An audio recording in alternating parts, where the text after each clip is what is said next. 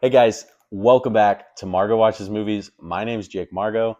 This cute guy here is Hamilton, and I am excited to be reviewing a movie I just got out of an IMAX screening for, the newest movie from Top Gun Maverick director Joseph Kosinski, F1. It stars Brad Pitt. It stars Carrie Condon, Damson Idris, and the goated Javier Bardem.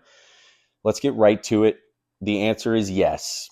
Unequivocally, absolutely yes. This movie is 100% worth your time. It's worth your money. And not only that, but I think this is one of those films that you must experience on the biggest screen possible. It is absolutely worth going to the theaters for.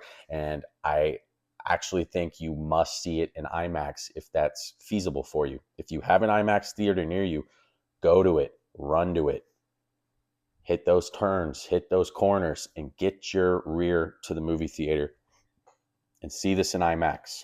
It is absolutely worth it. It's designed and shot. I think every frame, from what I noticed, was shot in IMAX. Joseph Kosinski has found the formula that he found in Top Gun Maverick. We'll ignore that crappy movie he had on Netflix.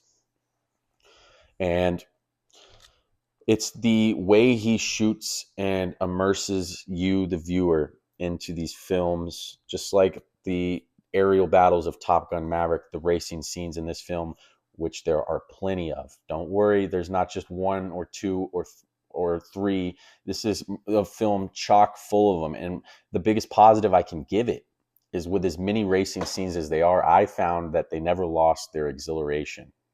The excitement factor of the race never wanes.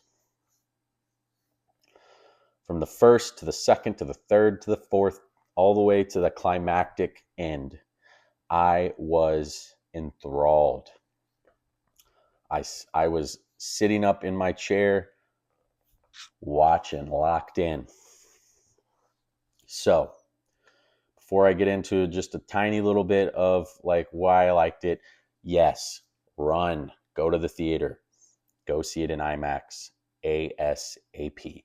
Now, as far as what I liked about the movie, besides the aforementioned racing, and let's make something real clear, real quick. I am an absolute casual on F1. As a matter of fact, I'm below a casual. I'm sub casual. I'm an ignoramus on F1. Now I know ball. I love me some basketball, football, baseball. When I watch a sports movie of which I know a lot about, and I see these little things that are just so annoyingly unrealistic, it takes me out. I can't relate to you whether that happens. I don't know if the race strategy is realistic or unrealistic. If you're an F1 nerd, if you know every gear, every component, every facet of what makes a successful racer and a successful racing team, I don't know what you're going to take away from this film as far as the racing strategy, as far as like some of the more cinematic ways that they're staging these races and everything going into the race and trying to win. So I'm useless in that regard,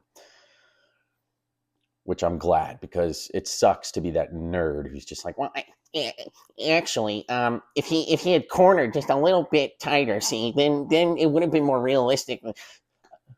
It sucks being that guy, and I am that guy in like a football movie. I was like, that wasn't a 5-yard down and out.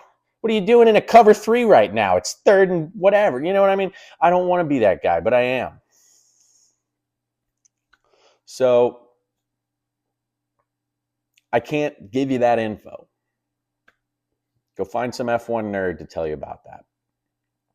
What I do know is that this movie is going to have massive financial success. It's going to have long box office legs, similar to how Sinners did, because I think when word of mouth spreads about this movie, it's such a crowd-pleasing popcorn film.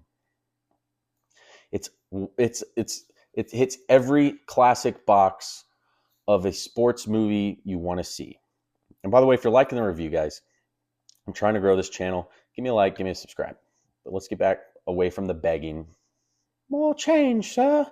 More subscribers, please. And let's get back to F1. You sit in this movie for 2.5 hours. Did I want it to end? Not really. Was I checking my watch? No. But there are a few flaws in this film that I think prevent it from being like A, better than Top Gun Maverick, and B, the singular obvious best film of the year for me, because I think a lot of people will have this as their favorite movie of the year. It's so accessible, it's so streamlined and fist pumping and wanting to stand up and cheer. It's one of the best sports movies of all time for sure. No doubt about that. Is it like complex? No, it's not. I mean, the story was actually surprisingly pretty good for a sports movie. It was a slightly different direction than I expected it to take. You have good conflict between Brad Pitt and his uh, racing team member, played by Damson Idris from Snowfall, who I found to be a little bit irritating, but eventually you come around to him as a character. And it's definitely intended within the script. And yes, there were some good laughs to be had in this movie. There's some jokes that fell flat, but at 2.5 hours, I think they try to create moments, 10 to 15 minute sequences between these, you know, blood pressure raising, exhilarating race scenes where you're growing with these characters. But there's probably two different points in this movie where if you cut 5-7 minutes off, you cut 15 minutes total off this movie, it's perfect. So and this is just a personal preference, because I know they have to also appeal to the foreign markets, because this is such a worldwide, global, popular sport. There's some like needle drops in this movie, like music choices that are so European that I found it annoying. I thought the hardest moment in this movie is when they start playing like "We Will Rock You" by Queen, American. But there's some like London rap and dubstep stuff or house music more than dubstep, that just really didn't work for me in staging the scene. You have your montages and stuff, and some of them just aren't as cool for me as an American with the European music choices. But I get it. They're having to appeal to the worldwide market, and they do a good job of having American songs and world songs. Some of them didn't work for me. But all in all, this is such a crowd-pleasing, wonderful film. It is shot so immersively. Again, it's that same formula where you get these close-up shots of Brad Pitt behind the wheel of this F1 vehicle, and then you're cutting to the tires as they drift across the turns. And then you're getting these great exterior shots and overhead shots, and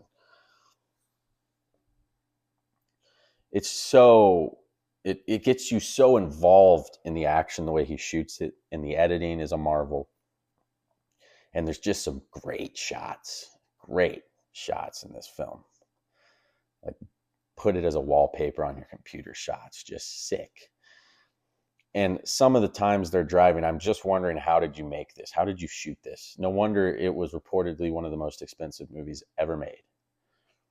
So all in all, I can't quite give it an all-time classic, though I may change on that on subsequent viewings. I don't know. I'm going to go see this again.